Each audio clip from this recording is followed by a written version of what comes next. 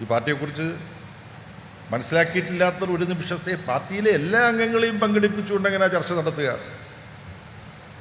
എല്ലാ അംഗങ്ങളെയും പങ്കെടുപ്പിച്ചുകൊണ്ട് 2 ഘട്ടങ്ങളായി ചർച്ച നടക്കുന്നുണ്ട്. ഒന്നിപ്പോൾ ഈ നടക്കുന്ന പാർട്ടി സമ്മേളനങ്ങൾ, എല്ലാ പാർട്ടി അംഗങ്ങളും ഏതെങ്കിലും ഒരു പാർട്ടി ഘടകത്തിൽ അംഗമാണ്, ബ്രാഞ്ച് മുതൽ കേന്ദ്ര കമ്മിറ്റി വരെ. ഈ കമ്മിറ്റികൾ കൂടി ചർച്ച ചെയ്യുന്നുണ്ട്. അതാണ് ഇപ്പോൾ നടന്നു വരുന്നത്. ബ്രാഞ്ച് മുതൽ തുടങ്ങി കൊല്ലം ജില്ലയിലെ, അതിപ്പം ജില്ലാ സെക്രട്ടറി അതിൻ്റെ വിവരങ്ങളെല്ലാം പറയും. ഈ ജില്ലയിൽ എത്ര ബ്രാഞ്ചുകളുണ്ട്,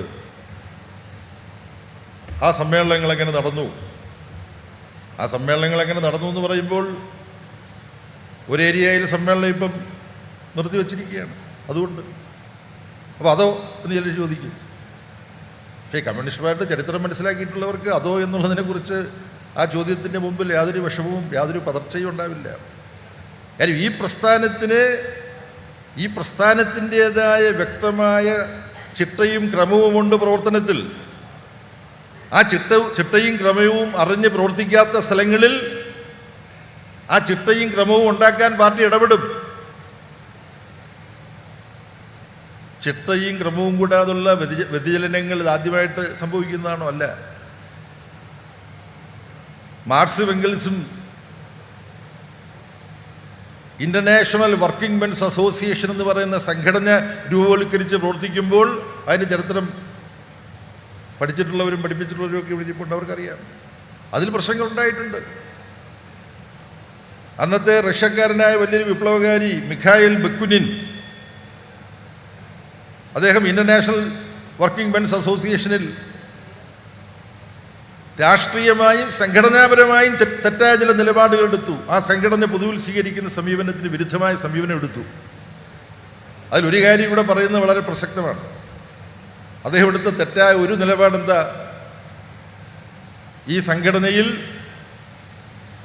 മതവിശ്വാസികൾക്ക് അംഗങ്ങളാകാൻ അനുവാദം കൊടുത്തുകൂടാ എന്ന് പറഞ്ഞു ബക്കുനിൻ. വേറെയും വിഷയങ്ങളുണ്ട്. അപ്പോൾ മാർക്സും എംഗൽസും എടുത്ത സമീപനം എന്താണ്? തൊഴിലാളികൾക്കും സാധാരണക്കാർക്കും